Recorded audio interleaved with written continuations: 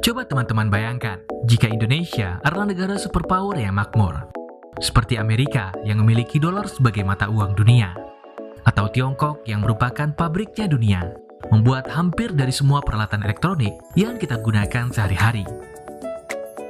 Ya, itulah cita-cita dari Mardigu Wowick Prasantyo, atau yang lebih dikenal sebagai Bosman Sontoloyo. Dia bercita-cita Indonesia menjadi negara superpower yang rakyatnya cerdas dan juga makmur. Tidak hanya bercita-cita, walaupun tidak menjabat di pemerintahan, Mardigu sekarang aktif menyuarakan MMT atau mencetak uang berdasarkan proyek produktif, seperti yang dilakukan oleh negara-negara superpower. Tapi kali ini, kita tidak akan bahas mengenai MMT, tetapi lebih kepada sosok Mardigu itu sendiri.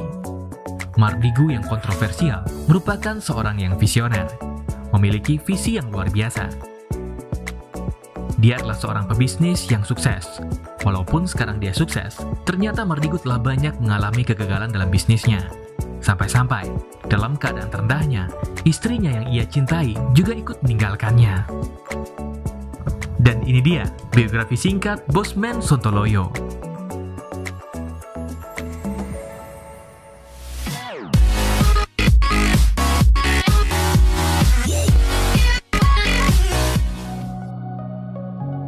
Mardigu Wowick Prasantyo lahir dan dibesarkan di kota Madiun, Jawa Timur sekitar tahun 1960-an. Dia berasal dari keluarga yang sederhana. Bapaknya adalah seorang perwira militer di Angkatan Udara. Pada masa kecil dan remaja, Mardigu terpaksa pindah-pindah sekolah karena harus mengikuti orang tuanya yang dinas militernya selalu dipindahkan dari satu kota ke kota lainnya. Nama Sontoloyo sendiri berasal dari sebutan kakeknya yang memiliki sebuah pesantren. Dari kecil, Mardigu sudah dikenal sebagai sosok yang kritis, sampai-sampai dia menanyakan hal yang tidak bisa dijawab oleh kakeknya yang memiliki pesantren tersebut. Dan kakeknya itu memberi nama Sontoloyo kepada Mardigu, karena pertanyaannya yang dianggap nyeleneh. Pada saat SD, orang tua Mardigu ditempatkan di Palembang, Sumatera Selatan. Sama seperti anak-anak yang lain pada waktu itu. Masa kecil Mardigu dipenuhi dengan mainan seperti kelereng atau gundu dan yang lainnya. Dan pada saat bermain kelereng bersama teman-teman seusianya, suatu kertas jatuh dari kantong Mardigu dan diambil oleh salah seorang temannya dan bertanya, "Ini apa?" Mardigu kecil yang polos pun menjawab, "Aku ingin sekolah di situ." Kertas itu berisi gambar gedung putih yang berada di Washington DC, Amerika Serikat, yang digunting dari sebuah majalah yang ia lihat. Mendengar perkataan itu, sontak teman-teman Mardigu tertawa terbahak-bahak. "Mana mungkin, kita kan orang desa, mana bisa sekolah di situ? Rumah kamu saja masih beralaskan tanah," kata salah seorang temannya. Tapi Mardigu kecil bukanlah seorang yang baperan. Walaupun benar rumahnya masih beralaskan dengan tanah, tetapi dia tetap santai saja dan mengambil lagi kertas guntingan majalah bergambarkan gedung putih itu kembali ke sakunya.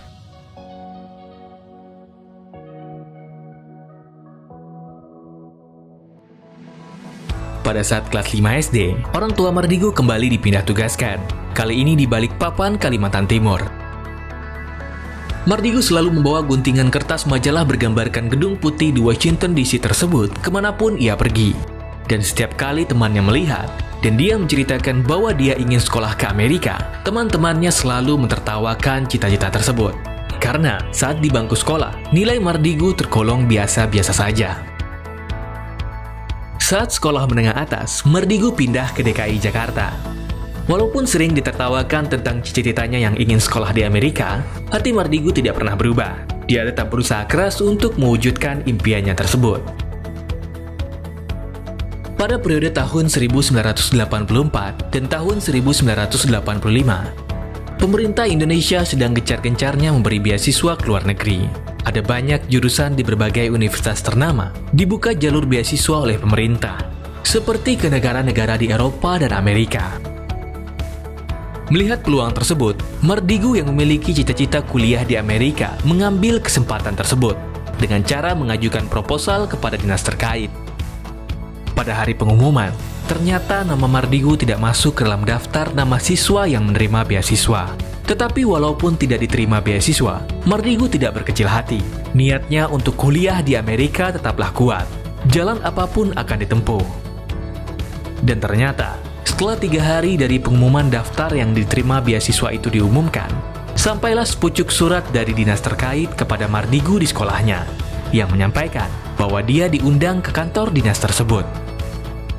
Sesampainya di kantor dinas terkait, Mardigu bertemu dengan salah seorang siswa SMA yang juga diundang. Mardigu bertanya kepada anak tersebut kenapa dia diundang, tetapi anak itu juga tidak tahu kenapa dia diundang. Dan sampailah mereka masuk ke dalam sebuah ruangan, bertemu dengan pejabat yang memaki-maki mereka. Kenapa tidak? Nilai rapor mereka kebanyakan angka 6 dan 7-nya. Mendaftar beasiswa untuk kuliah ke Amerika. Apakah kalian tidak punya pikiran? Kata pejabat tersebut. Di akhir makiannya yang berkisar 15 menitan, pejabat itu berkata, kalian berangkat ke Amerika. Mendengar perkataan tersebut, Mardigu dan temannya tadi terkejut. Jangan senang dulu, ada 6 beasiswa yang dibuka untuk pergi ke Amerika. Dan yang mendaftar hanya kalian berdua, jadi kalian berangkat, kata pejabat tersebut. Itu mungkin penyebabnya nama Mardigu tidak keluar di pengumuman yang sebelumnya, karena nilainya jelek. Tetapi karena kuota untuk kuliah di Amerika belum satu pun yang terisi, akhirnya dinas terkait tidak memiliki pilihan lain.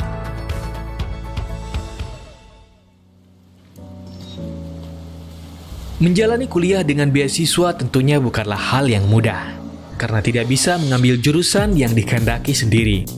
Jadi, jurusannya sudah ditentukan sebelumnya. Mardigu terpaksa kuliah dengan mengambil jurusan Apply Bachelor Psikologi Bisnis di San Francisco State University, Amerika Serikat. Setelah menyelesaikan S1-nya selama kurang lebih 4 tahun, Mardigu kembali mengambil kesempatan beasiswa untuk studi lanjutan.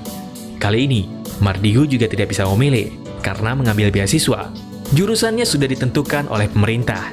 Dan akhirnya, untuk studi lanjutan, Mardigu kuliah mengenai Criminal Minds and Forensic Investigation, atau jurusan yang mempelajari pikiran para penjahat dan penyelidikan kasusnya.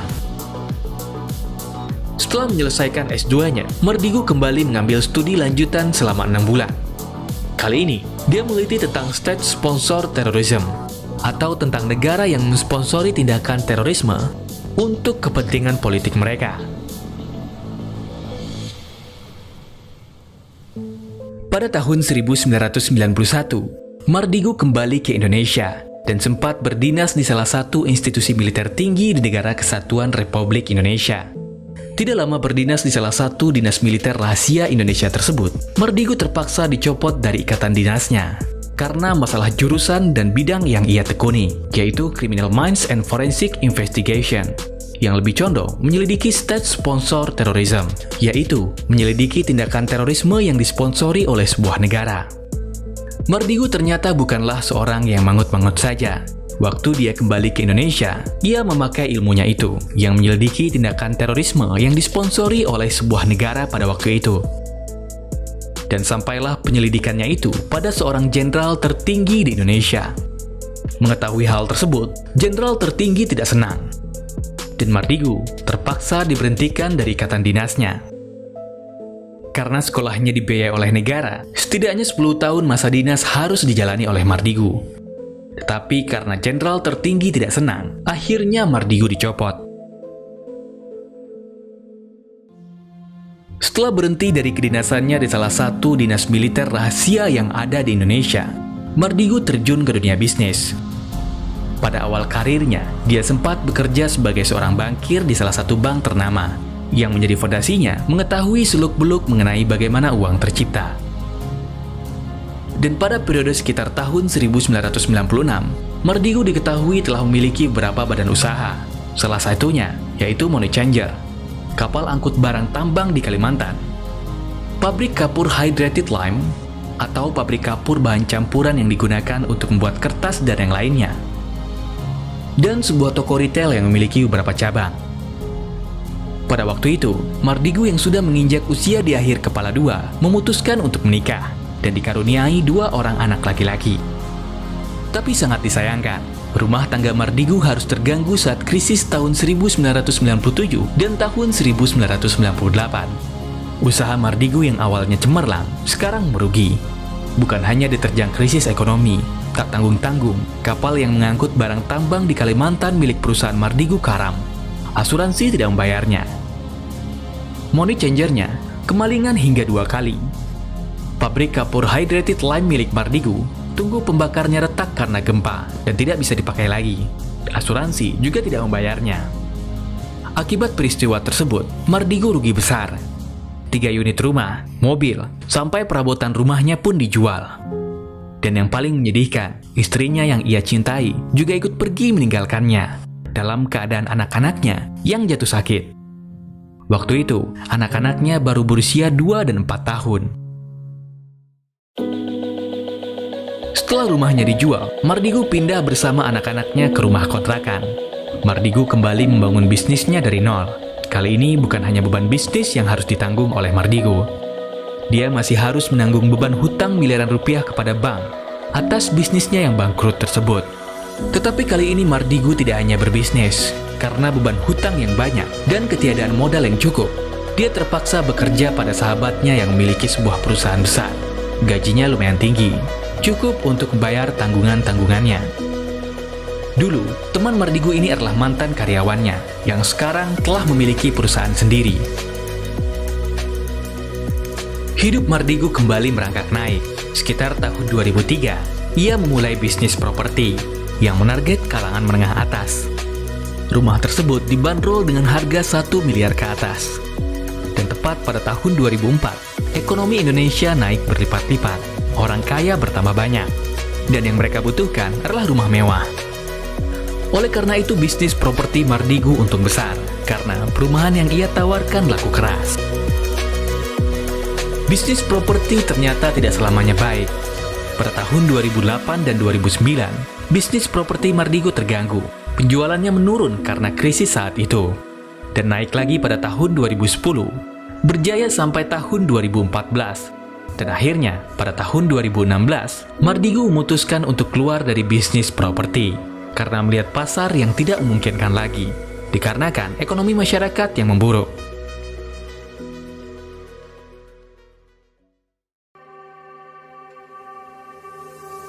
Pada tahun 2010, nama Mardigu mulai dikenal oleh khalayak umum. Dia sering dimintai pendapat mengenai kasus terorisme.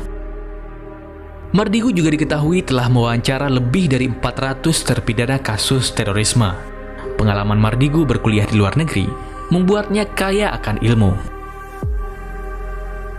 Sekarang Mardigu diketahui memiliki lebih dari 30 perusahaan. Salah satunya yaitu Santara, sebuah badan usaha yang menyalurkan dana investor kecil kepada pelaku UMKM. Dinaran, sebuah aplikasi pembayaran uang yang memiliki jaminan emas. Dan Sironium Cryptocurrency. Setelah aktif sebagai pengamat terorisme yang sering diwawancara oleh TV nasional, nama Mardigu kembali muncul ke permukaan sekitar awal tahun 2019, ketika dia aktif mengkritisi pemerintah yang terlalu menganak-emaskan BUMN, sehingga perusahaan swasta banyak yang mati. Dan juga dampaknya, aliran uang yang beredar di masyarakat menengah dan menengah bawah menipis, seperti yang kita rasakan saat sekarang ini. Mardigu juga dikenal sebagai pelopor teori MMT atau teori modern moneter yang menyarankan pemerintah untuk tidak berhutang kepada institusi swasta asing untuk mencetak uang. Cukup cetak uang berdasarkan proyek produktif. Untuk mudahnya, Akbar jelaskan secara singkat. Sekarang misal pemerintah dan swasta di Indonesia membutuhkan uang 500.000 triliun rupiah. Maka Bank Indonesia tidak bisa mencetaknya. Karena Bank Indonesia terikat perjanjian dengan IMF dan World Bank. Jadi, BI harus menerbitkan bond terlebih dahulu. Atau sederhananya, minta hutangan kepada IMF dan World Bank. Lalu IMF dan World Bank menerbitkan dolar yang juga sebenarnya dicetak di komputer saja. Tidak ada fisik, apalagi jaminan emasnya. Lalu berdasarkan bond tersebut, Bank Indonesia mencetak rupiah berdasarkan hutang terhadap dolar. Mardigu tidak sepaham dengan cara tersebut. Dia berpendapat, sebenarnya Bank Indonesia kalau ditempatkan di bawah Dirjen Moneter, tidak perlu hal seperti itu. Kita hanya butuh dolar untuk transaksi luar negeri, ekspor, impor. Untuk produksi dalam negeri, kita tidak memerlukan dolar. Jadi, sebenarnya pemerintah bisa mencetak uang sendiri, tetapi harus berdasarkan proyek produktif, maka dijamin tidak akan inflasi. Kritikan Mardigu di YouTube ternyata membuat beberapa pihak terganggu. Sampai-sampai nama Mardigu dihilangkan dari Wikipedia. Mardigu adalah seorang pebisnis yang patriotik, Walaupun dia adalah seorang yang suka mengejar profit, dia tidak senang ketika negaranya dikerjai oleh institusi internasional yang ingin mencekram Indonesia dalam jangka waktu yang panjang. Mardigu adalah seorang yang visioner, memiliki cita-cita yang luar biasa. Dia menginginkan Indonesia ke depannya menjadi negara superpower. Walaupun sempat mengalami kegagalan dalam hidupnya, Mardigu tidak menyerah. Dia bangkit dan belajar dari kesalahannya itu. Itu saja untuk video kali ini. Jika teman-teman memiliki ide untuk video selanjutnya, silakan tulis di kolom komentar. Saya Akbar, sampai jumpa.